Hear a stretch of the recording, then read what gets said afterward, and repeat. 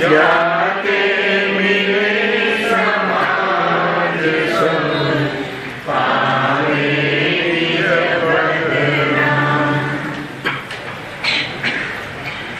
जे निज भाव सदा सुख निज नो करो प्रकाश जे विधि भव दुख कहीं करे छे सत्यानाश आत्म रूप अनुपम अद्भुत याहिन के भव सिंह करो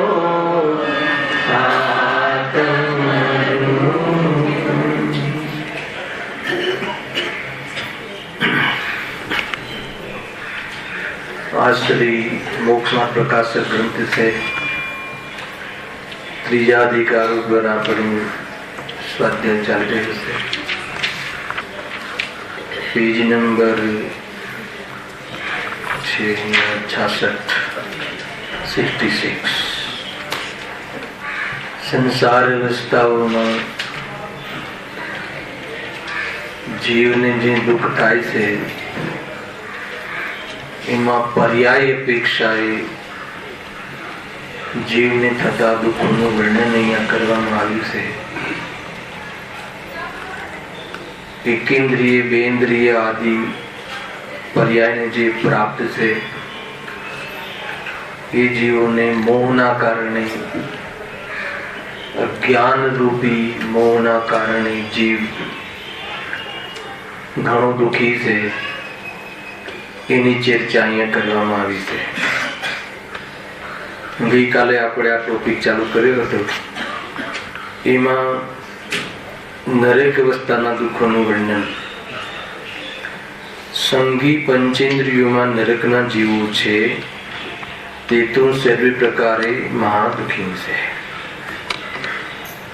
पंचेन्द्रिय पर्यायने प्राप्त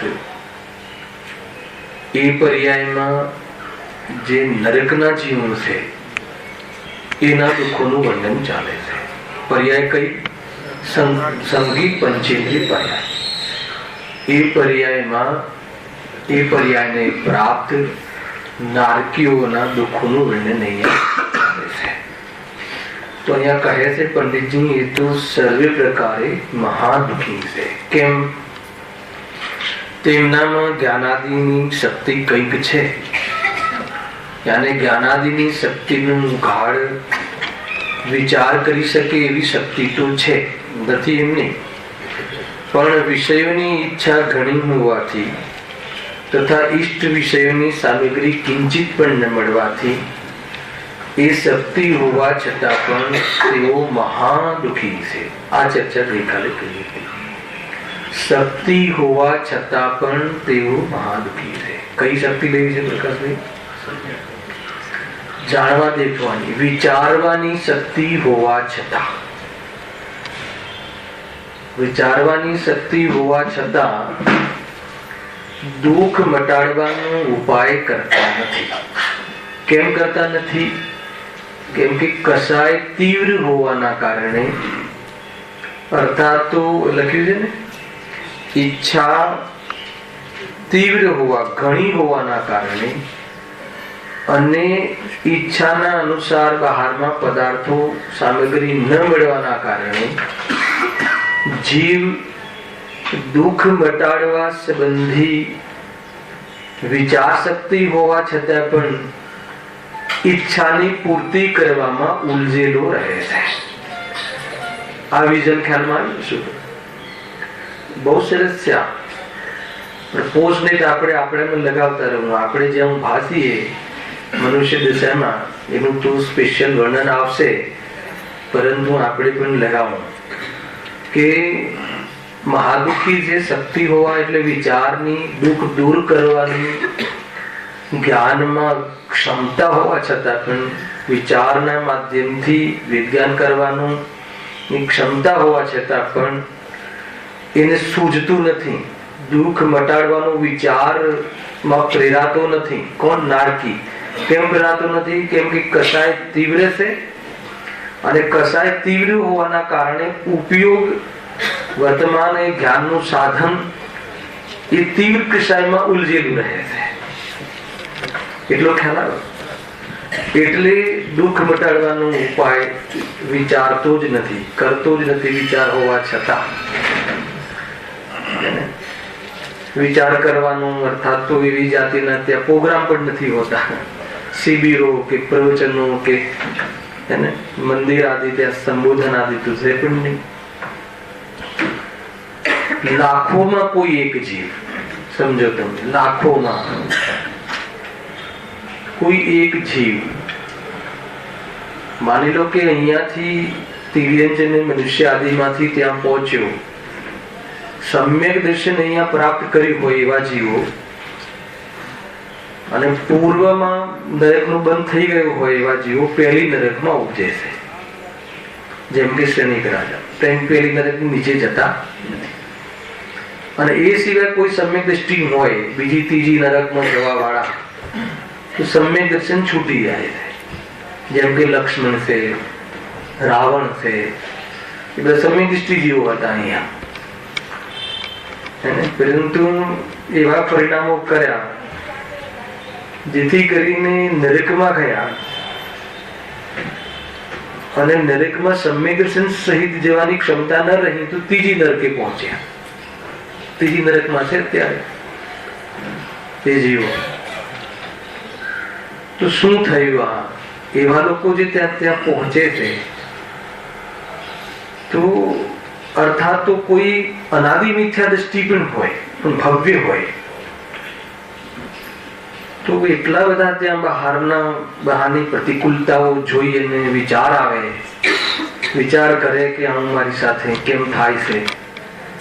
તો પછી અધિકારી તો છે, અને શ્રુતિ જ્ઞાન જોડાય, જે પણ જ્ઞાન લઈ લો, તો એ પછી જોવે છે કે આવું કેમ થાય છે. તો પછી યાદ આવે છે કે પૂર્વમાં ત્યાં ભગવાનની વાણી કરતી હતી, ઘણા ઉપદેશ મુનિરાજ આપતા હતા, પણ કસાયોના કારણે, કસાયોમાં ઉલઝેલો હોવાના કારણે વેદશાસ્ત્ર ગુરુની પૂર્ણ આરાધના ન થઈ, અને કોઈક વિરાધના થઈ ગઈ. એનું ફળ અહીંયા આવ્યું છે ને અહીંયા આવું થયું છે. એ વિચાર કરીને વેદ જ્ઞાન કરી અને ત્યાં સમ્યક દર્શન પાછું પ્રગટ કરી શકે છે. અનાદિ મિથ્યા દ્રષ્ટિ હોય એ પણ આત્મદર્શન કરી શકે છે. લાખોમાં એકાદ જીવો, કોઈ જીવો એવા મળે છે, નથી મળતા એમ નહીં. ખ્યાલ આવ્યો? ગજબ છે. જ્યારે વિશેષ શીલ સંયમ પાળવાના અવસરો મનુષ્ય જીવનમાં મળ્યા સમ્યક દર્શન પ્રાપ્ત કરીને, ત્યાં તો બહુ આરંભ અને પરિગ્રહનું જીવન વિતાવ્યું. થોડું વિચાર કરવા જેવું છે કે નિરીક્ષમાં કેમ પેદા થયું. ઉદયશ્રી એક કાળી પણ આપતા હોય છે કે જે તીવ્ર હિંસા, ઝૂંટ, ચોરી, કુશીલ, અતિ તીવ્ર, તો એ તો કારણ છે જ નરકમાં જવાનું. ઈંડા માંસ આદિનો આહાર આપે જનરલી કે એવો સેવન કરતા હોય એ જીવ મરીને નરકમાં ઉપજે છે. પરંતુ શાસ્ત્રમાં એક ઓર પણ કારણ બતાવ્યું છે. કોઈ જીવ હિંસાદીમાં બહુ ના દેખાતો હોય, પરંતુ બહુ આરંભ અને પરિગ્રહ. આ સમજ શ્રીમદ રાજચંદ્ર આના પર બહુ વજન આપે છે. બહુ આરંભ અને પરિગ્રહ, આરંભ અને પરિગ્રહ, બહુ આરંભ. આરંભ અને પરિગ્રહ ખ્યાલ આવ્યો ને? બહારમાં એટલું તો વિસ્તાર કરે છે, એટલું બધું આરંભ કરે છે, ઉપયોગમાં મતલબ વારંવાર ઓર વધુ, એક મકાન અહીંયા, એક મકાન અહીંયા, 10 એકર અહીંયા, 20 એકર અહીંયા. તો એ જે ઇન્દ્રિય સુખમાં સુખ માને છે, અને અતિન્દ્રિય સુખ છે, એ કોઈ સુખ છે એવી એને ફુરસદ જ નથી એને વિચારવાની. સમજો? હિંસા આદિ તીવ્રથી તો નરકે જાય છે, પણ કોઈના જીવનમાં એવું હિંસાદી બહુ ના હોય. વેપારી હોય મોટો, પણ બહારમાં એવું કોઈ જે જીવન ના હોય. તો આ બહુ પરિગ્રહ હોય ને રાજેશભાઈ, એવું લખ્યું શાસ્ત્રમાં, નરકનું આયુ બંધ કરે. કેમ કે એને ફુરસદ જ નથી ભગવાનની વાણી સાંભળવાની. પહેલા તો એવું જે બહારમાં એવી જાતિનો યોગ મળવો એ ભાગ્યની વાત છે, પણ ઘણી વાર તો એવા યોગ જ નથી મળતા, એવું દુર્ભાગ્ય લઈને આવ્યો હોય છે. ભાગ્યથી યોગ મળે તો ફુરસદ નથી હોતી, અને ફુરસદ હોય તો રૂચતું નથી. થાય છે ને, આપણે અહીંયા કઈ ઉભા હોય તો જોઈ લેવું. આપણે ત્યાં તો આવી ગયા છે કે આપણને બહારમાં યોગ તો છે, શાનો? ગતિથી રહિત થવાનું, પંચમ ગતિને પ્રાપ્ત થવાનો અવસર આપણને મળ્યો છે. એનું ગાઈડન્સ, એનું માર્ગદર્શન મળે એવા ગુરુઓ મળ્યા છે. એવી જાતિનો યોગ તો થયો છે, પરંતુ આપણી પાસે ફુરસદ નથી હોતી. બને ને, ફુરસદ નથી હોતી. વિચારો કરવા જેવું છે, બહુ મહત્વપૂર્ણ વાત છે આ. બિલકુલ ફુરસદ નથી. અત્યારે આ કરવું છે, તે કરવું છે, આ છે, તે છે. આજે આવી પણ હતું પ્રવચનમાં, ઘણું બધું આવે છે. પ્રશંસનીય કાર્ય કહ્યું તું જીવને. જો એક વાત ધ્યાનમાં રાખજો કે એવા જે કાર્ય છે જીવના, એવા જે પરિણામ છે, જે મોજ શોખ, રમત ગમત, વેપાર, પંચેન્દ્રના ભોગના જે કાર્યો છે, એ કાર્યો તો નિયમથી અધ્યાત્મ અપેક્ષાએ નિંદનીય છે. સમજો? ભલે લૌકિક દ્રષ્ટિએ નિંદનીય ન હોય એવા કાર્યો હોવા છતાં સપ્તવ્યસન આદિ તો લૌકિક દ્રષ્ટિએ પણ નિંદનીય છે. પરંતુ જે લોકમાં સહજ કાર્યો ચાલે છે, વેપાર, ઉપરથી એમાં એને પ્રાઉડ રહે છે કે કયો વેપાર કરો છો, શું બિઝનેસ છે તમારે, કેટલું ભણ્યા છો તમે, ડોક્ટર છે દીકરો કે એન્જિનિયર છે. એને આ બધું જે લૌકિક જે કાર્યક્રમ છે, લૌકિક જે કાર્યો છે, એ બધા કાર્યો અધ્યાત્મ અપેક્ષાએ કેવા છે? નિંદનીય છે. કેમ કે એમાં જે એટલો બધો ઉલઝેલો રહે છે કે બહારમાં પૂરા ભાગ્યથી મળેલા જે અવસરોને પણ એટેન્ડ કરવાની એની પાસે ટાઈમ નથી. સારો ટાઈમ નથી તો હવે ભાઈ સુખી થવાનો ટાઈમ નથી, દુઃખ દૂર કરવાનો ટાઈમ નથી. સમજમાં આવે? બહુ મોટી વાત છે. ફુરસદ નથી. અને જે આત્મ કલ્યાણમાં નિમિત્ત બનવા વાળા જે તત્વ અભ્યાસ છે, તત્વ નિર્ણય કરવાના જે અવસરો છે, સ્વાધ્યાય આદિ છે, તત્વ ચર્ચાના જે પ્રસંગો છે, એવા જે કાર્યો છે, એ કયા કાર્ય છે?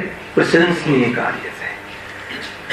સરસ. જો એક વાત આજના દિવસમાં છે ને, દર્શન આવ્યું છે કે નહીં?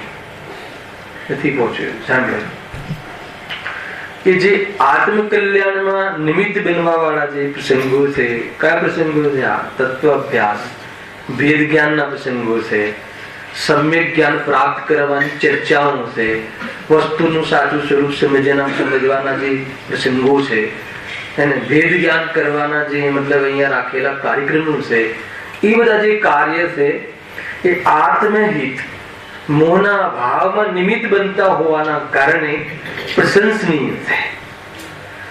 અધ્યાત્મ અપેક્ષા એમાં પણ અટકી અને ઉપાધિ બુદ્ધિ કરવા જેવા નથી.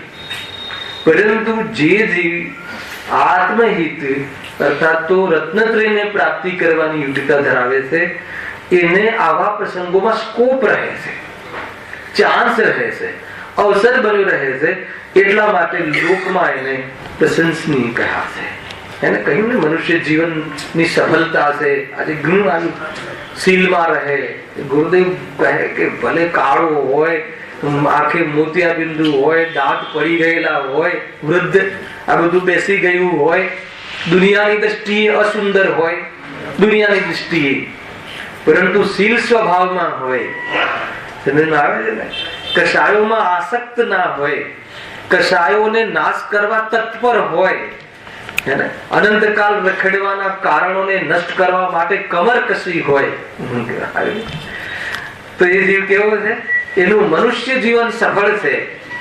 વાસ્તવમાં એ લોકમાં પ્રશંસનીય છે. એવા જીવોને પણ એના જીવોના ચરણોમાં દેવો આવીને નમસ્કાર કરે છે. શીલવંતમાં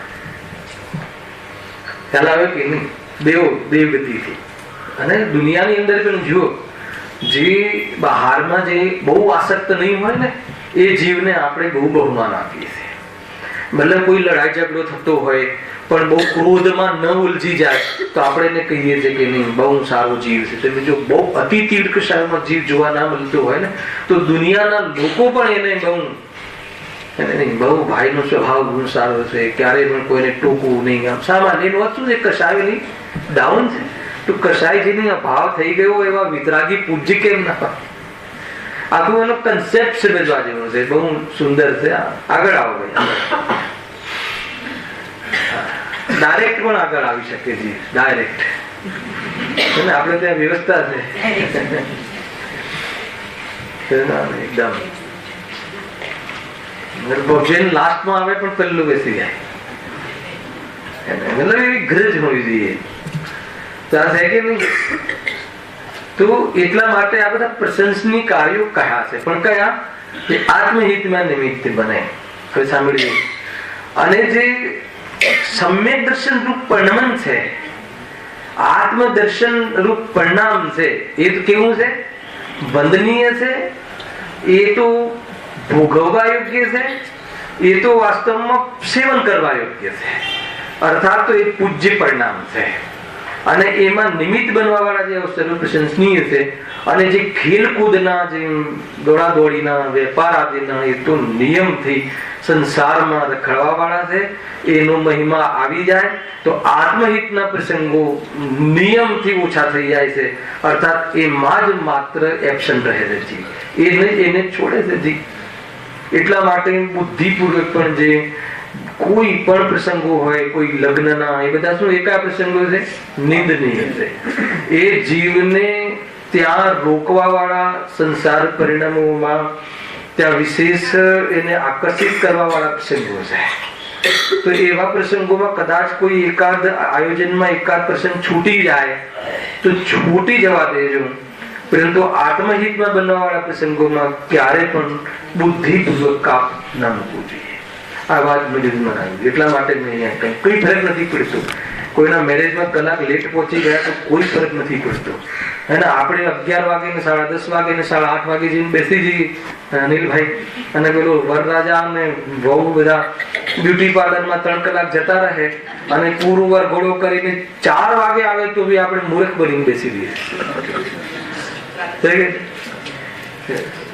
એને ઘરના મા બાપ હોય કે બેટા મુહૂર્ત જતું રહેશે, મુહૂર્ત જોડાયું હોય પાછું 12 વાગે તો સુખી થવાનું કોઈ મેળે ખાતર નથી. આજ સુધી કોઈના મુહૂર્તમાં લગ્ન નહીં થયા આવે છે કે અને થઈ ગયા હોય તો કોઈ સુખી નથી થયો લગ્ન. બરાબર છે કે? તો મારે એ બાજુ ધ્યાન કેન્દ્રિત કરવાનું છે કે ઘણી વખત એવા પ્રસંગોમાં આપણે એટલી દોડાદોડી કરીને જઈએ છીએ કે નહીં આજે પ્રવચનમાં નહીં આવીએ, આજે ત્યાં પહોંચી જશું કેમ કે આજે ત્યાં જવું પડે. કેમ? ત્યાં જવાથી શું લાભ છે? તો એ કયા ભાવો કયા? નિંદનીય છે. સંસારમાં રખડવાના કાર્યક્રમો વધારવામાં નિમિત્ત બનવા વાળા છે. એક બરાબર યાદ રાખવું જોઈએ. એટલે સૌથી પહેલા જે વેદ વિજ્ઞાનમાં નિમિત્ત બનવા વાળા પ્રસંગો છે ને, અરે અહીંયા એક વાર ડોઝ લઈ લીધેલો હોય ને તો જીવ ત્યાં સખણો રહે, ઉપયોગ ત્યાં થોડો વિવેકશીલ રહે. નહીં તો ઉપયોગ ને સ્ટેજ મળી જાય ને ભાઈ, કશાય ને સ્ટેજ મળી જાય ને તો ઉપયોગ ખેલ કરી નાખે. જીવ એવા આકરા બંધ કરતો હોય છે કે એને મતલબ કે બહારમાં ચાન્સ નથી મળતા આત્મકલ્યાણના. એટલે આ વાત મને કહેવાનો એવો ભાવ આવ્યો. ક્યાંથી નીકળી વાત તો જો હે ને, આ છે ને એવી શક્તિ હોવા છતાં પણ તીવ્રક્ષાયોના કારણે, તીવ્રક્ષાયો હોય ને તીવ્ર ઈચ્છાઓના કારણે એવી શક્તિ હોવા છતાં પણ ઉલઝેલો રહે છે. એટલે આ જીવ આપણા લેવલમાં પણ વિચારી લેવું કે એમાં ઉલઝેલો રહે છે. એની પાસે પોતાને આત્મકલ્યાણ કરવાનો, દુઃખ મટાડવાનો ક્ષમતા હોવા છતાં પણ વિચારતો જ નથી. આપણે ક્યારે ના વિચારીએ? આપણા ઉપયોગમાં સ્પેસ ના હોય. ઉપયોગમાં સ્પેસ ક્યારે ના હોય? કે જયારે બહારમાં એમાં વિષયોમાં તીવ્ર ઈચ્છાની પૂર્તિ કરવામાં, અને પૂર્તિ શું કામ કરીએ છીએ કે અંદરમાં એવો ભ્રમ થઈ ગયો છે કે આ પૂર્તિ કરીને હું સુખી થઈ જઈશ, અને એના કારણે આખું જીવન, આપણું વર્તમાન ટોટલ ઉપયોગ એમાં આપણું લાગેલું રહે છે. એમ અહીંયા કહે બહુ ડેન્જર વાત થઈ. આગળ જ્યાં નરકના જીવોની વાત ચાલે છે, એટલી તીવ્ર કશાયો, એટલી ઈચ્છા તીવ્ર હોય છે, ભૂખ તીવ્ર, પ્યાસ તીવ્ર, ભોગ તીવ્ર, એટલી ઈચ્છાઓ હોય ને બહારમાં એવી જાતિની સામગ્રી મળે નહીં, એટલા માટે થોડી શક્તિ હોવા છતાં પણ એ બાજુ એની પૂર્તિ કરવામાં તીવ્ર કશાયમાં સૂજે નહીં. તીવ્ર કશાયમાં ઉપદેશ લાગુ પડે નહીં, ઉપદેશ સાંભળવાનું યાદ આવે નહીં, સાંભળેલો ઉપદેશ હોય તો પણ અવગણના કરવાનો ભાવ આવ્યા વગર રહે નહીં. તીવ્ર કશાયમાં આ છે. અને કસાયની મનતા હોય, વિશુદ્ધિ હોય, અને એવા વિશુદ્ધિમાં આવા પ્રસંગોમાં આવે, અને બહારમાં કેવી પણ પોઝિશન હોય, કહ્યું ને ગમે તેનું શરીર હોય, અસુંદર હોય, તો પણ એને શરીર હું નથી એવી જેમાં પ્રતીતિ વર્તાતી હોય, અને એમાં પ્રત્યક્ષમાં આપણે પોતાના જીવનમાં જ નવ દ્વારે મળ વહે છે. પોતાના જ શરીરથી ખ્યાલ આવે, જો એ ખ્યાલ આવી જાય શરીર મળનો ઉકરડો છે એ આપણા ધ્યાનમાં આવી જાય, આપણા ત્યાં ધ્યાન જતું રહે, તો સ્ત્રીના શરીરમાં પણ એમ જ હોય, શરીરનું સ્વરૂપ જ એવું છે, તો એ તરફના આકર્ષણના ભાવો, એ તરફના છેડખાનીના ભાવો, એ તરફના મતલબ કે ભોગમાં આસક્તિના ભાવો મટી જાય છે. શરીરમાં આવે છે કે નહીં, આ સીલ પાવડ તમારે ચાલે છે, ક્યાંથી ઉપજે એ ભાવ છે શું આ શરીરમાં? એને પોતાને એક શરીર પર બહુ પ્રેમ આવતો હોય તો થૂકીને જોવું તો કપ જ કપ નીકળે છે. તો કોઈનું શરીર હોય એમાં બીજું શું હશે? ખ્યાલ આવે છે કે તો એનાથી શું થાય? એનાથી બ્રહ્મ સ્વરૂપ આત્મામાં રમવાનો ભાવ વિશેષ પુરુષાર્થ પ્રગટ થાય છે. અને આ જે ભ્રમ છે કે અહીંયા રમવું અને અહીંયા રમીને હું આનંદ લઉં, એવી જાતિની જે કલ્પનાઓ, જૂઠી કલ્પનાઓ છે, એ કલ્પનાઓ સમાપ્ત થાય છે. એવા શીલવંત પુરુષો, એવી શીલવંત માતા બહેનો, એવા મતલબ બ્રહ્મચર્યને પ્રાપ્ત નિર્ગ્રંથ ગુરુઓ, નિર્ગ્રંથ સંતો, એમના ચરણોમાં વિશ્વની સારી કાયનાત, વિશ્વના મહાન મહાન સુંદર દેખાતા ચક્રવર્તીઓ, એને એવા રાજા, ઇન્દ્રો એમના ચરણોમાં શું કરે છે? નતમસ્તક નાક રગડે છે કે પ્રભુ તમારું આ સુંદર સ્વરૂપ. જીવને એવું થાય કે આ એક ચક્રવર્તી સમ્રાટ, એનું શરીરની કાયા અને જોરદાર દેખાય ને એક આ નગ્ન દિગંબર, શરીર પર વસ્ત્ર નહીં, બધું મેલ ચોટેલું હોય, એને બીમાર અર્થાત કોઈ એવી જાતિનો યોગ હોય તો વોમિટ હોય, અને એમનું નિરાશ સુંદર લાગે છે. જોવાની દૃષ્ટિનું ઘેર છે ભાઈ, શરીરમાં આવે છે કે નહીં. ઘણી બધી વાતો છે. બહુ ક્યારેક આવશે ને આપણે બધા શીલાદી વ્રતાદીની બહુ સુંદર ચર્ચાઓ છે. ખેર અહીંયા તો આ નરકની ચર્ચા ચાલે છે, જવું નથી ને એટલું ચાલે છે.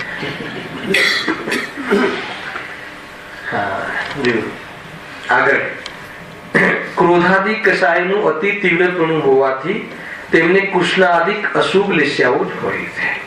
અને અશુભ લેશ્યાઓ એટલે ત્યાં દ્રવ્ય લેશ્યાઓ તો અશુભ જ હોય છે, અને બાકી ભાવરૂપથી છ લેશ્યાઓ હોય છે. એમ એક શાસ્ત્રમાં એક લીટી મેં ક્યાંક મને જોવામાં આવી હતી, પ્રમાણ છે. કેમ કે ત્યાંથી તીર્થંકર પ્રકૃતિનું પણ બંધ થતો હોય છે કે જે શુક્લ લેશ્યા વગર ન થાય. સમજમાં આવે છે કે નહીં? તો એમાં ભાવ લેશ્યાઓ તો ત્યાં છ હોઈ શકે છે. અરે જીવને એટલો પ્રકોપ આવે, એટલો એવો ઉદય આવે કે જ્યાં એને જીવ એ બાજુ વિચારવા મજબૂર થઈ શકે છે.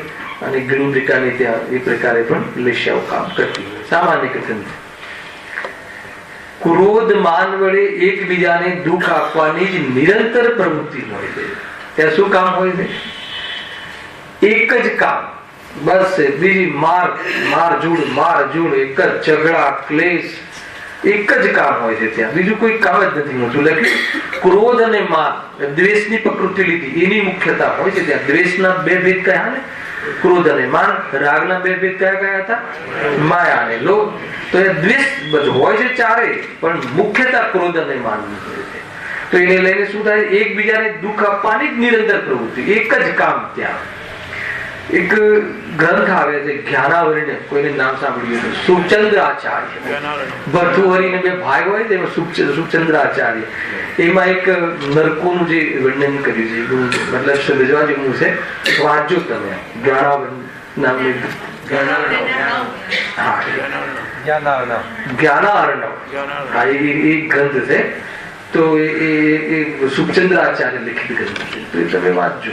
એમાં છે એવું લખે છે ત્યાં કે જીવ ત્યાં જે નરકમાં જે એનું જે જન્મની પ્રક્રિયા બતાવે છે આખી, ઉપપાદ જન્મ હોય છે, તો બધાને ખ્યાલ હશે. એને ગુરુદેવ લખે છે શાસ્ત્રમાં, કહે છે કે ત્યાં બિલોમાં ઊંધો જન્મે છે. અને ગુરુદેવની તો સ્ટાઇલ છે ને જોરદાર, એમની તો નિરૂપણ પદ્ધતિ કે અહીંયા ઊંધા કામ કરે છે ને એટલે ત્યાં ઊંધો થઈને જન્મે છે, એમ લખ્યું. ઊંધો થઈને જન્મે છે બિલોમાં. ત્યાં બચપન નથી હોતું, દેવગતિ અને નરગતિમાં બચપન નથી હોતું. અહીંયા એક પ્રકારથી હીરાના પલંગમાં ઊંઘતું હોય, રાત્રે ઊંઘ્યો હોય જોરદાર ફર્સ્ટ ક્લાસ એસી વેસી રાખીને આમ, અને સીધો સવારે ક્યાં આવી જાય? બિલમાં ઊંધો, પાછો યુવાન, સીધો યુવાન. એને એમ થાય કે ક્યાં હતો ને ક્યાં આવી ગઈ, સીધો ત્યાં જતો રહે. એ રીતનું ત્યાં જન્મે છે, બિલોમાં ઊંધો જન્મે છે. અને ત્યાં હોય છે કે જન્મતાની સાથે જ એ સીધો પૃથ્વી પર પટકાય છે.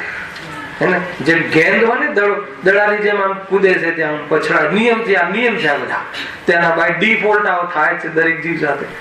અને જે જમીન પર જયારે પછડાય છે તો આમ ત્યાં જમીનની સાથે પછડાય એવી જાતિનો ફેંકાય છે, જે ઓલો કરંટ હોય ને, જે ફેંકાઈ જવાનો કરંટ, ખેંચાઈ જવાનો નહીં, હા ડીસી કરંટ, હા એવો ફેંકાય છે. અને જમીનને અડે તો એટલા મતલબ વીછીના જેમ ડંખ લાગે એવી રીતે તેની ભૂમિ હોય છે.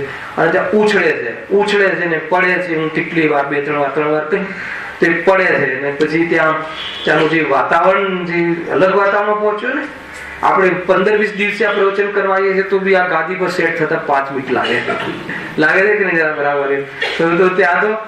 તો ત્યાં એ રીતે જાય છે ને, ત્યાંના વાતાવરણમાં જ્યાં સેટ થયો કે ના થયો, સેટ થઈ જાય છે. પ્રાપ્ત કર્યામાં તન્મય થતા જીવને વાર નથી લાગતી. પેલા ને ત્યાં બરાબર આમ કે હા હવે અહીંયા પણ આનંદ હશે. તો એટલામાં પછી બધા નારકીઓ આવે છે, આમ આવે છે, મારો કાપો કરતા આવે છે. અને બસ મારઝૂડ, ત્યાં કામ જ એક મારઝૂડ નું કામ હોય. સાંભળ્યો છે ત્યાં બહુ સરસ વર્ણન કર્યું આચાર્યની ભાષામાં કે મારપીટ જ કામ હોય છે. ત્યાં મારપીટ કરે છે. ઓલું જીવ પૂછે છે કે શું કામ મારો છો, એને ખબર જ નથી કે મને શું કામ આમ કરે છે. કેમ કે પહેલા તો ત્યાં હોય છે અને અવધિજ્ઞાની હોય છે, એને જોડે તો અત્યારે તો હું તો ક્યાં હતો, થોડી સમય પહેલા તો કે હું મતલબ કે મહેલોમાં હતો, અને હવે અહીંયા આવી ગયો તો અહીંયા પાછું હું હાલ તો આવ્યો છું. મારા માટે તો જસ્ટ આવું થયું છે, મેં કોઈનું બગાડ્યું પણ નથી, છતાં આ જીવોને શું કામ મારે છે એમ કહે ને. ભાઈ સાંભળો તો ખરા. તો નારકીઓ કહે છે કે અહીંયા સાંભળવાની વાત નથી, એને સાંભળવાનું કામ મનુષ્ય જીવનમાં હતું, ત્યાં ન સાંભળ્યું. એવી રીતે વર્ણન કર્યું છે. આપણને એકદમ પ્રેરણા મળે કે જયારે સાંભળવાની વાત ત્યાં કરી હતી, ત્યાં ગુરુએ કોઈ સાધર્મી ત્યાં તો કહ્યું કે મને ફુરસદ નથી, ત્યાં તો બીજું વિસ્તાર કર્યો બધો, અહીંયા જવું ને ત્યાં જવું ને, આ મહેલ ને આ ને આ જમીન ને આ જમીન, એક તસુ તારી નથી, એક રચકણ તારો થતો નથી. અને તું અહીંયા 2 કરોડ અને 2 એકર ને આ મેં જમીન ભાવ વધી ગયા, આ ફ્લેટ મારો કરી લઉં બધું જ છે. ચીનુભાઈ દીકરાઓને આપણે બરાબર જે બી પાપ કરવા હોય એટલા પાપ કરીને બરાબર ફ્લેટ આપી દઈએ છીએ અને પછી જતા રહીએ છીએ. કેટલી મૂર્ખતા છે, કોઈ સેન્સ નથી. છે કોઈ સેન્સ? બરાબર જેટલું જે મતલબ જે કરવું હોય બધા પાપો કરીએ અને ફેક્ટરીઓ ચલાવીએ, આ કરીએ. અને શાના માટે? પોતે તો મતલબ કે એનું જીવન બહુ સીમિત હોય છે, પણ દીકરા માટે બધું એફડી ને આ બધું કરાવીને જાવ અને એને મોટું ઘર લઈ આપે ને પછી બસ પછી ચાલે છે. મેં હમણાં 4 દિવસ પહેલા મારા દીકરા સાથે ચર્ચા કરી હતી કે બેટા આ કઈ સેન્સ ખ્યાલ નથી આવતો કે તારા માટે અથવા તારા રાગને લઈને આ બધું આપણે અમે લોકો કરીએ, વેપાર આદિ કરીએ અને તને અત્યારથી ઓર બીજો 500 ફૂટ મોટો ફ્લેટ લઈ આપીએ અને પછી અમે તું જતા રહીએ, તો એમાં શું સેન્સ છે? એનું શું મતલબ લોજિક છે? કોઈ લોજિક નથી. અને એના માટે જે પણ કાંઈ કર્યું છે એનું જે ફળ આવે છે એમાં તો એ સાથ નહીં આપે. એને કહીએ કે નહીં તારા માટે કર્યું છે તો થોડુંક તું પણ મારી સાથે 2-4 મહિના ચલ તો આવશે. ન વ્યવસ્થા છે ને સૃષ્ટિમાં હું સ્વરૂપ છે. જે કરે છે એ ભોગવે છે, અને જે આત્માનું સ્વરૂપ જાણતા નથી એ તો એવી રીતે ભોગવે છે બહારની પરિસ્થિતિઓને કે એને રાડ પાડી દે એવી રીતે ભોગવે છે. ગુરુદેવ પ્રવચનમાં ત્યાં બોલે છે, મોક્ષમાં પ્રકાશ ખ્યાલમાં આવે છે કે વૈરાગ્ય આવી જવું જોઈએ. ખરેખર બહારના જીવનમાં ઉલઝવા જેવું નથી. અને કરીશું શું? બહારમાં કોઈ વસ્તુની ઉપલબ્ધિ પુણ્યના ઉદયથી થઈ પણ જાય તો એક સમય માટે પણ સુખ ચેનની દાતા નથી. ઉપરથી એનું લક્ષ્ય કરી અને આતુરતા પેદા કરવાની જીવની આદત છે, તો બહારમાં એવી પરિસ્થિતિ ઓર કર્મ ઊભી કરી દે છે અને આ જીવ છલાઈ જાય છે, બોળવાઈ જાય છે અને પોતાના સ્વરૂપને ભૂલીને કાર્ય કરે. ખરેખર આ જીવન તો સર્વ કશાયોના અભાવ કરવા માટે મળ્યું છે. એ વાત રોજ સવારે યાદ કરવા જેવી છે. ખ્યાલમાં આવે છે કે નહીં? હમણાં અમે લીધું ને ત્યાં નવકાર પાઠ અમે લીધું હતું ત્યાં ચેતનધામ તારંગાજી.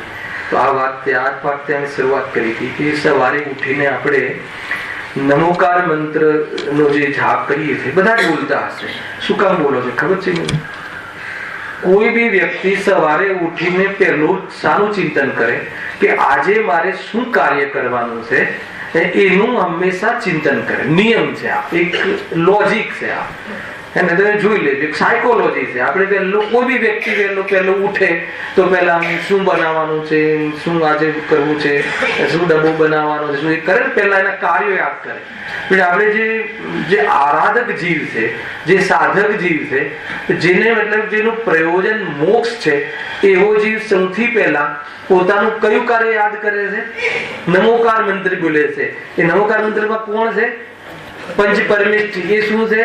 આત્માને પ્રાપ્ત કરવા રૂપ આરાધ્ય પર્યાય કહી હતી ને ત્યાં. આરાધ્ય આ પ્રાપ્ત કરવા, એચીવ કરવા યોગ્ય કાર્ય છે. આ પર્યાયોને પ્રાપ્ત થવું એ જીવનું કર્તવ્ય છે. એ સૌથી પહેલા આપણે યાદ કરીએ. અને એ યાદ કરીને પછી શું કરવાનું?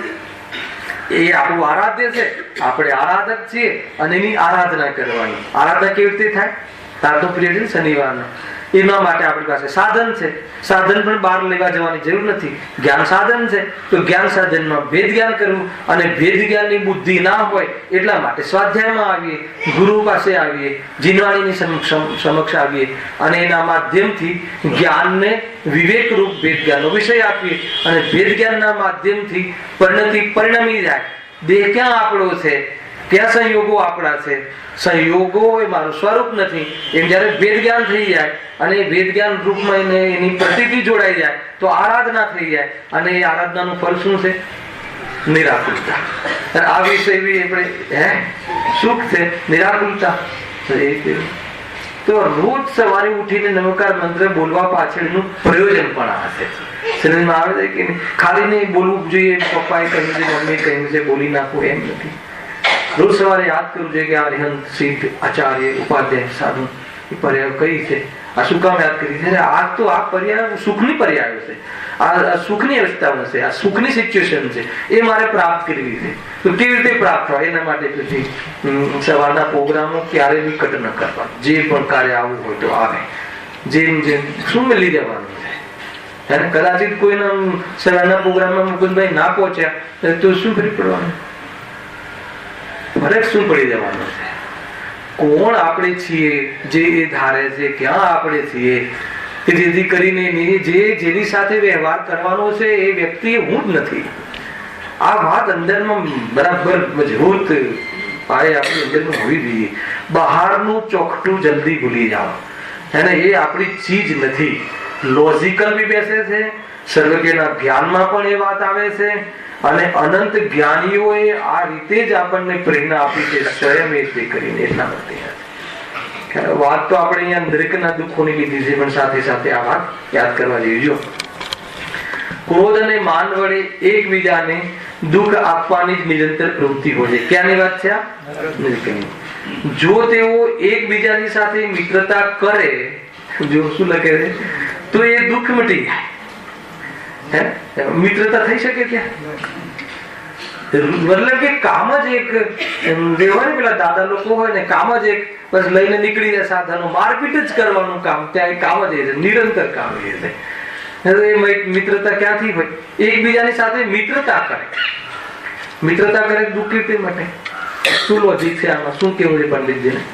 કે દુનિયામાં પણ એવું સામાન્ય જોવામાં આવે છે કે આપણે મિત્ર હોય ને તો મૈત્રીપણું જે હોય છે એમાં આપણને લેટ ગો ની વૃત્તિ આવી જાય છે.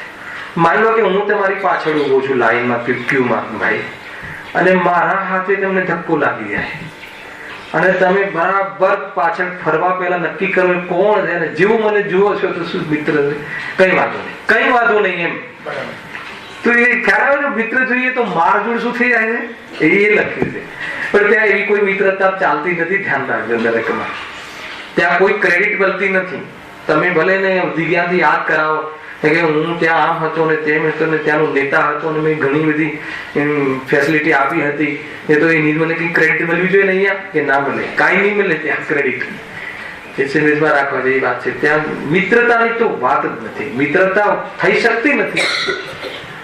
આના ઉપરથી એક વાત ખ્યાલમાં આવે છે શું ભાઈ, કે જેને વર્તમાન અહીંયા જેને લડવા ઝઘડવાનો જે નેચર હોય ને, વારંવાર ઘણા એવા જીવો હોય છે કે એને એવી અંદરમાં કોઈ સહિષ્ણુતા કે એમ સામંજસ્ય કે કોઈ એવી જાતિનું અંદરમાં સ્નેહ કે એવી જાતિના પરિણામ જ ના આવે.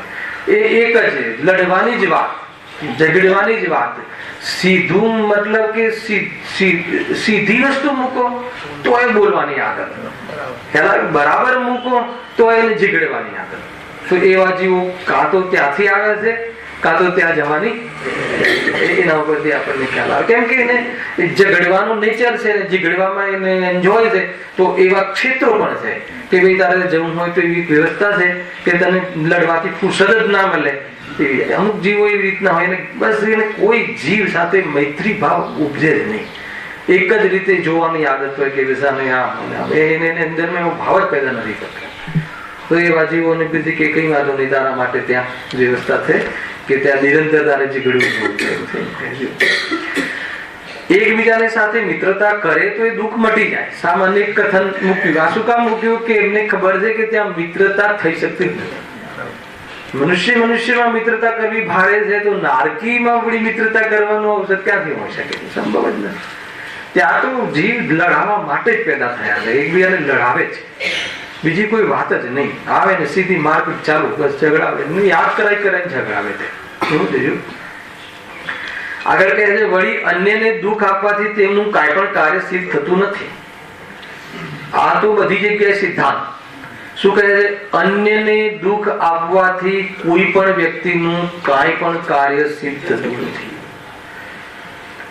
કોઈ બી જીવને તકલીફ આપીને આપણી કોઈ કાર્યની સિદ્ધિ થાય એવું વાસ્તવમાં સ્વરૂપમાં નથી. શરીરમાં આવે છે કે નહીં? કોઈ વ્યક્તિને હટાવી દઈએ અને કોઈ મિલકત આપણી થઈ જાય એવું કાર્ય સિદ્ધ થવું એવો કોઈ સિદ્ધાંત છે જ નહીં. ખ્યાલ આવ્યો કે નહીં? લૌકિક દ્રષ્ટિએ પણ એ આપણું થઈ શકતું નથી, અને સ્વભાવની દ્રષ્ટિએ તો કોઈ ચીજ આપણી થઈ શકતી નથી. કદાચ માની લો કે સંયોગની દ્રષ્ટિ તમારી થઈ ગઈ, પણ એ તમારી થઈ જાય છે, તમે સાથે લઈને જશો. થોડુંક આ વિચાર કરો, વિચારો, બહુ વિચારો કે જેના માટે જીગડીએ છે, જેના માટે ભાઈ છે સામે એ પણ જોતા નથી, જેના માટે સામે ભગવાન આત્મા છે એનામાં એ જોતા નથી, અને અરે એ પણ એક જીવ છે, એને પણ દુઃખ પહોંચે છે એ ખ્યાલ કરતા નથી. અને એ રીતે કરીને આપણે કોઈ ચીજોને પ્રાપ્ત કરવાની સિદ્ધિ કરીએ છીએ, અને કદાચિત પુણ્યના ઉદયથી સિદ્ધિ થઈ, પાપ પરિણામથી નહીં. ધ્યાન રાખજો, એવી કોઈ સિદ્ધિ થઈ પણ જાય, બહારમાં યોગ મળી પણ જાય, તો જીવને એમ થાય છે કે મેં આ કર્યું ને ખોટું કામ એટલે મળે છે, તો એમ નથી. પણ એ સિદ્ધિ થઈ તો એ આપણી ચીજ થઈ જાય છે, આપણે શું એને લઈ જઈ શકીએ છીએ? તો અહીંયા એ વાત યાદ કરવી, સિદ્ધ થતું નથી. વળી અન્યને દુઃખ આપવાથી તેમનું કાંઈ પણ કાર્ય સિદ્ધ થતું નથી. નરકમાં કહે છે કે એનું કોઈ કાર્ય સિદ્ધિ થતી નથી, કોઈ ભૂખ મટાડી દે કે કોઈ એવું થતું નથી. છતાં ક્રોધમાનના અતિ તીવ્રપણા વડે કરીને તેઓનામાં એકબીજાને દુઃખ કરવાની જ બુદ્ધિ રહે છે. આ ક્રોધમાં બસ એક જ વાત, બીજાને દુઃખ પહોંચાડીને હું સુખી થાઉં એ મિથ્યાત્વ છે. કોઈને દુઃખી જોઈને સુખી થાઉં એ મિથ્યાત્વ છે. ખ્યાલ આવે કે નહીં? અને એને દુઃખ પહોંચાડવાનો ભાવ એ ક્રોધ છે, એ કહે છે.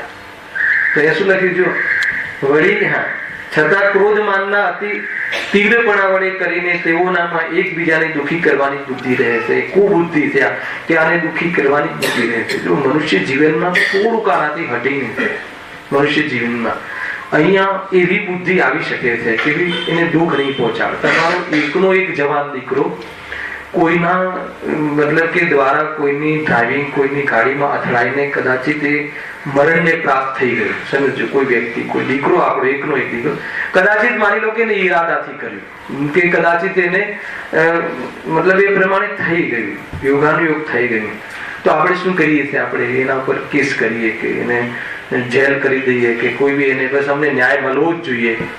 તો કોઈ એક આપણો સાધારણ દોસ્ત હોય તો શું કહે કે ભાઈ તું એને ફાંસી અપાવવા પાછળ પડ્યો છે, તો એને ફાંસી અપાવવાથી કઈ પાછો આવી જશે? ખ્યાલ નહીં આવે ને? અરે એને બિચારાને તો નિમિત્ત બની ગયું છે. ખરેખર તો આ જે પ્રસંગ બન્યો એ રાતના પોતે જ કરેલા કર્મના ઉભેથી વર્તમાનમાં જે દેખાય છે ને આ આંખેથી, એ તો જૂઠું છે. એના આવું જે આપણી સાથે ઘટે છે, આપણા સંયોગમાં, આત્માની સાથે નહીં, સંયોગમાં ઘટે છે, કર્મકૃત છે. અને સંયોગમાં ઘટવા છતાં આત્મામાંથી કઈ જતું નથી, એ સ્વરૂપ છે. એ તો તમારે પાકું રાખવું જોઈએ. રાજેશભાઈ તો અહીંયા શું કહે છે કે કદાચિત એ જીવ સમજી જાય છે એની વાત તો સાચી છે, તો પાછો એક કેસ પાછો ખેંચી લે છે. એવી અહીંયા સલાહ પણ મળે છે અને એવી સલાહ પચે એવી બુદ્ધિ પણ છે, હે ને? ત્યાં તો એ સલાહ પચવાની વાત જ નથી, એ બુદ્ધિ છે કે છતાં ઘણી વાર શું થાય છે કે જે આજના યુવા વર્ગ હોય છે એ લોકોને આ વાત જલ્દી ઘડે ઉતરતી નથી કે આપણી સાથે આવું કરે, હે ને? આ તો તમે મતલબ એક પ્રકારથી ડરી ગયા, એમ તમે ડરપોક છો કે કમજોર છો કે એ છે, હે ને? તો ભાઈ એ વાત ઠીક નથી, એ સોચ ઠીક નથી. કોઈ આમાં ડરી ગયા એવી વાત નથી. એ વસ્તુનું એવી વ્યવસ્થા છે, એ પ્રમાણે થવાની યોગ્યતા છે. અને માન લો કે ચલો બદલાની ભાવના નહીં, બદલો તો લેવો જ જોઈએ. આજના જે આપણી આજુબાજુ સ્ટાફ બેસતો હોય ને, આપણે કોઈ પેમેન્ટ ડૂબી જાય ને તો આપણે આ વાત સહજ નીકળી જાય. રોજ ભણતા હોય ભણાવતા હોય કે શું છે, એ તો એ જવાનું જ હશે. હવે એના ઉપર કેસ કરવો ને એને કોઈ ગુંડાઓ મોકલવાને, એ પૈસાની વસૂલી કરવી, અને એ તો ઓર હંમેશા નિરંતર એને આકુલતા છે. અને જે તમારા 5 લાખ લઈ ગયો હોય એ 5 લાખ વસૂલ કરવા બીજા 5 લાખ તમારે તો ઘરના ખર્ચવાના છે. આ બહારની દ્રષ્ટિએ એને તો તમારા 5 લાખ થી તમારા પર એટેક કરવાનો છે.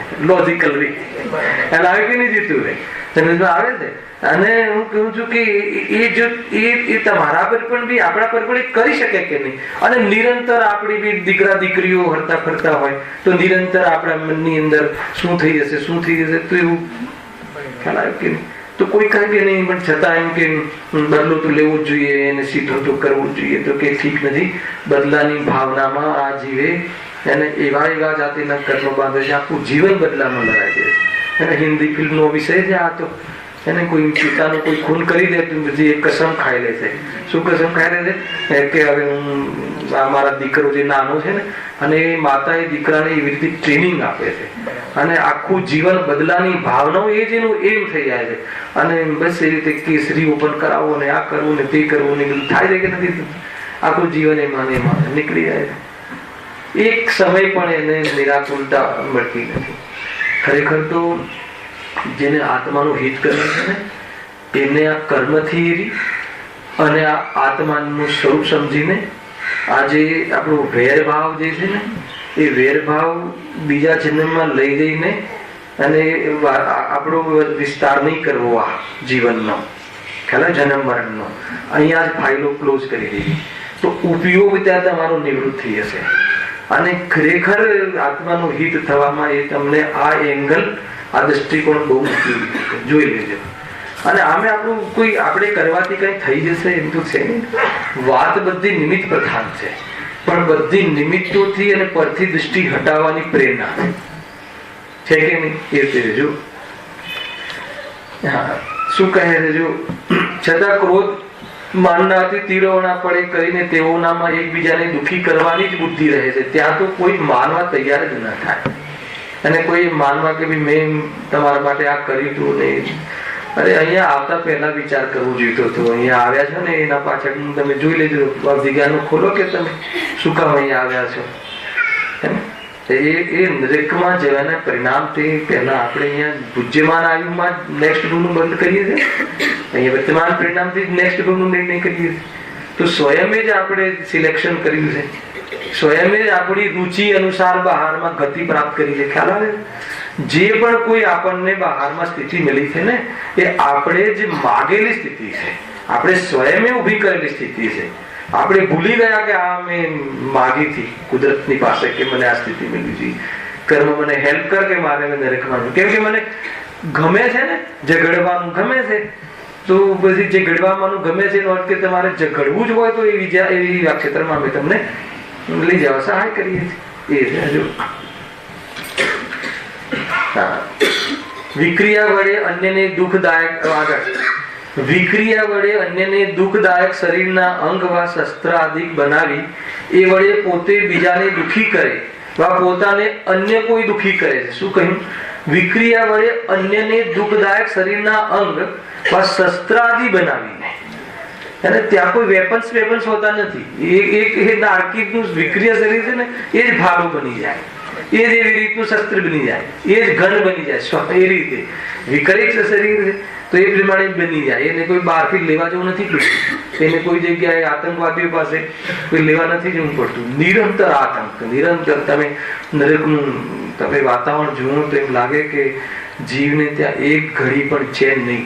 ઘરની અંદર થોડો કલેશ થાય ને તો આપણે એમ થઈ જાય કે બહાર 2-4 દિવસ જતા રહીએ, એમ થાય છે કે નથી થતું. એટલે ત્યાં લખ્યું કે શુભાયુ ને અશુભાયુના ભેદ કર્યા આચાર્યએ, તો નરક અને અશુભાયુમાં કહ્યું. યદ્યપિ જીવ નરક કરતા વધારે દુઃખી એકેન્દ્રિયમાં છે, એ સમજજો. છતાં બી 7મી નરકમાં પણ સમ્યક દર્શન કરવાનો સ્કોપ છે. એ એટલું ખરું કે 7મી નરકમાં કોઈ જીવ સમ્યક દર્શન પ્રાપ્ત કરે તો સમ્યક દર્શન લઈને બહાર નીકળી નથી શકતો, એવી ક્ષમતા નથી. નિયમથી ત્યાં છૂટી જાય, તો એકવાર બુકિંગ થઈ જાય. પણ એકેન્દ્રિય, 2 ઇન્દ્રિય, 3 ઇન્દ્રિય, ચતુરિન્દ્રિય, અસંગની પંચેન્દ્રિયમાં તો અનંત દુઃખ છે. આપણને સંયોગથી જોવાની આદત છે ને, એટલે ત્યાં મારપીટ ને આ તોડાફોડી બહુ છે ને, એટલે આપણને એમ લાગે કે ત્યાં દુઃખ વધારે છે. પણ એનાથી અનંત ગણું દુઃખ તો આપણે આગળ જોઈ ગયા. વધારે દુઃખ તો એકેન્દ્રિય આદિમાં છે. પણ અહીંયા શું કહે છે કે શસ્ત્રાદિક બનાવીએ એ વડે પોતે બીજાને દુઃખી કરે. બીજાનો વધ કરવો હોય તો કંઈક જોઈએ તલવાર ભાલા, તો કે એનું શરીર જ ભાલો થઈ જાય. અને જે પિક્ચરોમાં બતાવે ને ઉડીને જાય એવું નરકોમાં થાય છે. એ બધી ત્યાં બધી પ્રક્રિયાઓ થાય છે. હા, એક તો બીજાને દુઃખી કરે, પોતાને અન્ય કોઈ દુઃખી કરે. પણ એવું નથી કે ત્યાં કોઈ એક નારકી બીજાને દુઃખી કરે તો પછી એ નારકી ઉપર બી બધો પકડો પરિસ્થિતિ, પ્રકૃતિનો જે પુરસ્કાર છે ને ત્યાં નિરંતર મળતું જાય છે. ચાલુ ને ચાલુ જ રહે છે. કોઈ પણ વેળા તેમનો કસાય શાંત થતો નથી. વળી તેમનામાં માયા લોભની પણ અતિ તીવ્રતા છે. શું કહ્યું? જોરદાર છે ત્યાં. મતલબ આગળની જે આખી પરિસ્થિતિ બતાવી કે ત્યાં તોડફોડ આ તે, એમ અંદરમાં માની લો કે બહુ ગરમી લાગતી હોય ને તો ત્યાં વૈતરણી નદી કહેવાય છે. વૈતરણી નદી ક્યાં આવી? ગુરુદેવ રાનુ સવારે પ્રવચન વાંચતો હતો, ત્યાં વૈતરણી નદી હોતી નથી. ખ્યાલ આવ્યો કે નહીં? ત્યાં કોઈ પાણીની નદી હોતી નથી. એ તો તમારામાં ભ્રમ પેદા થાય ને એવી પરિસ્થિતિ વિક્રિયા કરે છે નારકી, કે આ બાજુ તમને બહુ તાપ ને બહુ જ્વલન શરીરમાં પેદા થાય એટલે ક્યાં પડો તમે? પાણીમાં. અને ત્યાં તો ઓર પીડા થાય છે. સવારે ભાઈ જીતુભાઈ વાંચતો હતો તો ગુરુદેવે એક ઉદાહરણ આપ્યું ત્યાં કે લોકમાં એવી વાયકા ચાલે છે. લોક વાયકા શું ચાલે છે ખબર છે? ગાયના દાન. તો કે ગાયનું દાન કરીએ ને તો વૈતરણી તરવામાં આ ગાય આપણને મદદ કરે. ક્યાંથી લઈ આવે છે કે બધી ગાય છે ને આવે ત્યાં એનું પૂંછડું પકડીને આપણે વૈતરણી તરી દઈએ.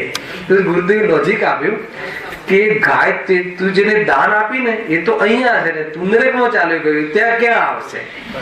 નરકમાં તિર્યંચ જઈ નથી શકતો. તિર્યંચ બને છે વાઘ, સિંહ, સ્વયં એ પોતે વિક્રિયાથી એ સ્વરૂપ ધારણ કરે છે. ત્યાં કોઈ તિર્યંચ જઈ નથી શકતા. સાપ બાપ ત્યાં વીછી ને એવું ત્યાં હોતું નથી. વીછી સાપ એ કઈ ગતિના જીવ છે? તિર્યંચ. તિર્યંચ ગતિ ને મનુષ્ય ગતિ એ બે તો આપણે જોઈ શકીએ છીએ. દેવ ગતિ અને નરક ગતિ આપણે શાસ્ત્રના માધ્યમથી એનો પરિચય કરી શકીએ છીએ. એ દેવ નારકી કોઈ દિવસ અહીંયા નથી આવી શકતા, અને અહીંયાના જીવો નરકમાં એ રૂપ લઈને નથી જઈ શકતા. મનુષ્ય પણ કે કોઈ તિર્યંચ પણ જવું હોય તો નારકી બનીને જઈ શકાય. ખ્યાલ આવે કે કોઈને એમ થાય કે નહીં સર્વજ્ઞ સાચા છે કે નહીં, એકવાર આપણે જરા જોઈ આવીએ નારકી થવું પડે. અનંતવાર જઈ આવે છે, અનંતવાર જઈ આવે છે. કાલે કોઈ મને કહેતું હતું કે અમારા ક્લાસમાં આવી ચર્ચા નીકળી અને સર જૈન છે તો કે આ નરકમાં જઈ આવે તો છોકરાઓ સ્ટુડન્ટ તો કોને જોયું છે નરક, કોને જોયું છે, એવા પ્રશ્નો આવે. અરે સરને બીજું વિશેષ જ્ઞાન ના હોય ને ક્યાંથી જવાબ આપે? આપણે તો ગુરુદેવના માધ્યમથી જવાબ આપી. એ તારા દાદાને જોયા છે? એમ નથી જોયા તો નથી. એ ગુરુદેવની ભાષામાં તો એકવાર દાદાને જોયા છે, નથી જોયા તો નથી. તને માતાએ કહ્યું ને કે આ તારા પિતા, આ તારા દાદા, તો એ માન્યું ને. જયારે વર્તમાનમાં એક માતા તને કહે છે, રાગી માતા, તું માને છે, ત્યાં તો સર્વજ્ઞ ભગવાને કહ્યું. અને સીધું લોજિક એ છે કે ગુરુદેવ લખ્યું છે, એક પ્રવચનમાં વાંચજો તમે, મોક્ષમાં પ્રકાશ કિરણમાં, કે જીવ જે અપરાધ કરે તો પ્રકૃતિમાં એવો ન્યાય હોવો જોઈએ ને કે અપરાધ ભોગવવાનું કોઈ સ્થાન હોવું જોઈએ. લોકની અંદર તો એવી વ્યવસ્થા નથી. 100 ખૂન કરે કે 1 ખૂન કરે આમ લખ્યું. અહીંયા તો એક વાર જ ફાંસી પડે છે, પણ 100 વાર ખૂન કરે તો 100 વાર એને ફાંસી મળવી જોઈએ એવી વ્યવસ્થા ક્યાં હોવી જોઈએ. આવું લોજિક ત્યાં એમને બહુ જ આ વિષય બી બહુ સ્પષ્ટ અને સુંદર રીતે લીધો છે. સામાન્ય વિષય પણ આ રીતે અલગ અલગ પ્રકારે એકદમ એક પ્રકારથી લોજિક છે કે નહીં, એ આપણને વાત બેસે છે કે નહીં. તો એ પ્રમાણે માનો કે આપણે અપરાધ કરીએ અને એ અપરાધનું કોઈ ફળ જ ના હોય એવું કેવી રીતે બને? તો પછી અપરાધ કરે છે ને જે અપરાધ નથી કરતો એની વચ્ચે ભેદ નહીં રહે. તો એટલા માટે કે એનું ક્ષેત્ર હોવું જોઈએ અને શાસ્ત્રોમાં લખ્યું છે અને એ પ્રમાણે આપણે સમજવું જોઈએ. આ જીવ અનંતવાર જઈ આવ્યો છે. આપણને ખરેખર એવું લાગે છે ને કે આ કીડા મકોડા જે ખદબદે છે એ નરક સમજવું, અને જે આમ બહુ મોટા મોટા ફ્લેટોમાં અને બહુ આલિશાન બંગલાઓમાં રહે છે એને સ્વર્ગ સમજવું. તો કોઈ કહે છે કે સ્વર્ગ પણ અહીંયા છે, નરક પણ અહીંયા છે. તો એવું નથી કે તને સ્વર્ગના સુખની ખબર નથી. એ સુખ તો મતલબ કે પૃથ્વીના જેટલી બી અનુકૂળતાઓની સામે એક દેવનું સુખ છે ને એ મતલબ કે એની સામે ઓછું પડે અહીંયાની અનુકૂળતાઓ. એવી જાતિના ત્યાં સુખ હોય છે. અને ત્યાંના જે દુઃખ છે ને નરકોના, તો કે તને એની કલ્પના ના કરી શકે એવા દુઃખ હોય છે નરકોમાં. બરાબર, પરિસ્થિતિની વાત છે. દુઃખ તો મોહથી થાય છે. હમણાં ઘટાઘટી ગુરુદેવ યાદ કરતા હતા ને, નરકમાં પણ સમ્યક દૃષ્ટિ એને સુખ ઘટાઘટી, એમ બહારમાં ઘટાઘટી લાગે પણ મજા કરે છે. કેમ કે જેને કાપે છે એ હું નથી એવી પ્રતીતિ હોય એ શું કામ દુઃખી થાય? એકદમ સીધું લોજિક છે ને ભાઈ. તમારે ટ્રેનમાં એક જબરજસ્ત હોવા થઈ અને એમ લાગે કે ભાઈ કોઈની બેગ ચોરાઈ ગઈ, તો આપણને કેમ તકલીફ નથી પડતી? કેમ કે આપણે જોઈ લઈએ છીએ આપણી સીટની નીચે આપણી બેગ તો છે, આપણી ચોરાઈ નથી, એટલે આપણને કોઈ પ્રોબ્લેમ નથી. તો એ ન્યાયથી જોવામાં આવે તો બહારમાં એવું ડોક્ટરોએ મતલબ કે એવું જાતિના સર્ટિફિકેટ આપ્યા કે આમાં આ રોગ ઘૂસી ગયો છે ને આમાં આ રોગ ઘૂસી ગયો છે ને આમાં આ રોગ ઘૂસી ગયો છે. તો આપણે થોડુંક તત્વજ્ઞાનના માધ્યમથી તીરછી નજર કરીને જોયું તો કે આ મારામાં નથી થયું, આ તો શરીરમાં થયું છે. તો સારી ચિંતા. બહુ સીધું લોજિક છે કે પણ કે બહુ ભારે પડે છે. એ લોકોને એમ લાગે બહુ ભારે પડે છે, પણ આ જ ભેદ જ્ઞાનથી સુખી થવાય છે એ પાકી વાત છે. અને એમ થોડી ગપ છે. ન્યાયથી, યુક્તિથી, લક્ષણથી એને અનેક પ્રકારના ઉદાહરણોથી સિદ્ધ કરાવે છે કે તારું ક્યાં છે. રોગ થયો છે એ સત્ય છે, શરીર સડ્યું છે એ સત્ય છે, પણ સડો તારામાં નથી એ પરમ સત્ય છે. તું પરમ સત્યનું સેવન કર, ક્ષણિક સત્યનું નહીં. આ કેટલું સુંદર છે. વગર ડોક્ટરની ફી આપ્યા વગર સુખી થવાનો માર્ગ છે. આ માનતો નથી. વગર હોસ્પિટલમાં ગયા ભેગા થયા વગર આપણને સુખી થવાનો માર્ગ છે. ચંદ્રકાંતભાઈ છે કે નહીં? આ માર્ગમાં ઉપાય કરવો જોઈએ, આ માર્ગ પર વિશ્વાસ લાવવો જોઈએ, આ ઉપાય માટે વિચાર કરવો જોઈએ, આ સંબંધી પુરુષાર્થ કરવો જોઈએ.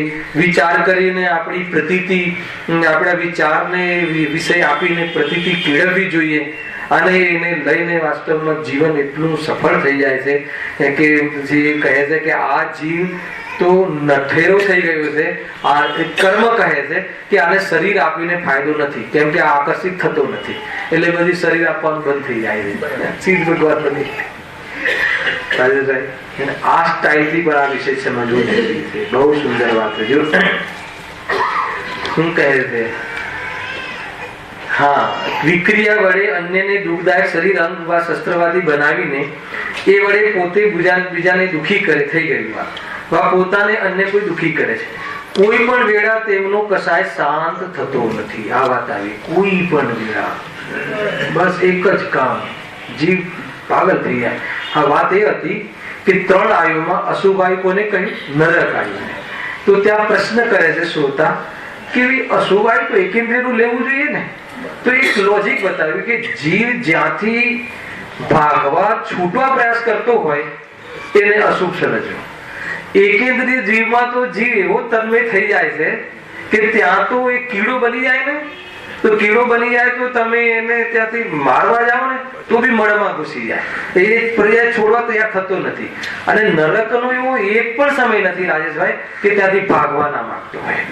પણ એ વાત સમજવા જેવી છે કે નરકનું જે આયુ છે અને સ્વર્ગનું જે આયુ છે એમાં ઉદીર્ણા થતી નથી. કાલા લીધું હતું ને ઉદીર્ણા, આપણે એમાં અપવર્તન થતું નથી. એના નિષેકો જલ્દી એટલે 90 વર્ષનું બાંધ્યું હોય અને 15 વર્ષમાં આવીને ખરી જતા નથી. ત્યાં મિનિમમ 10,000 વર્ષ માટે ગયું તો 10,000 વર્ષ એને એ 10,000 નું કોઈ મતલબ કે ઓછું થઈ જશે કે એવું કાંઈ નથી. જેટલા વર્ષ માટે ગયો એટલા વર્ષ બાકાયદા ડિફોલ્ટ એને ત્યાં એ વસ્તુ ત્યાં રહેવું છે. હા, ત્યાં સમ્યક દર્શન કરી શકે છે. એ આપણા માટે બહુ ઊંચો મેસેજ છે. એને એમને સમજવું કે ઠીક છે તો અત્યારે તો હું કરી લઈ નરકમાં જઈને કરીશ, એના માટે નથી આવ્યો.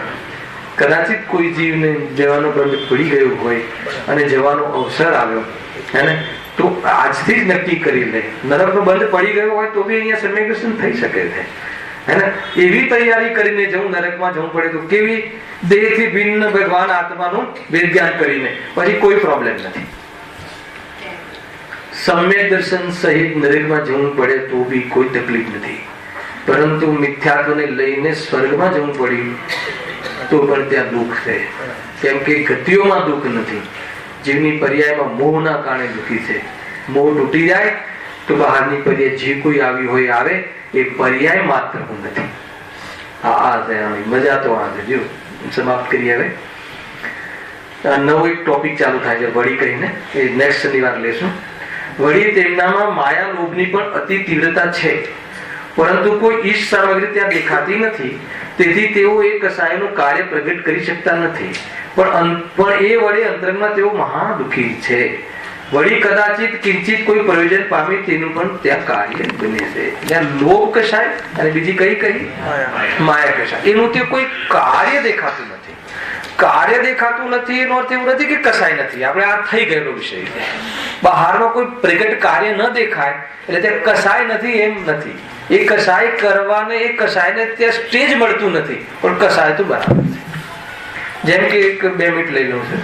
જેમ કે કોઈ વ્યક્તિ એમ કહે કે ભાઈ શાસ્ત્ર સ્વાધ્યાય કરીએ છીએ અને હવે અમને ક્રોધ બ્રોધ છે નહીં, અમને હવે કોઈ એવું મતલબ કે માન કસાય ને બધું છે નહીં, તો કે ભ્રમ છે.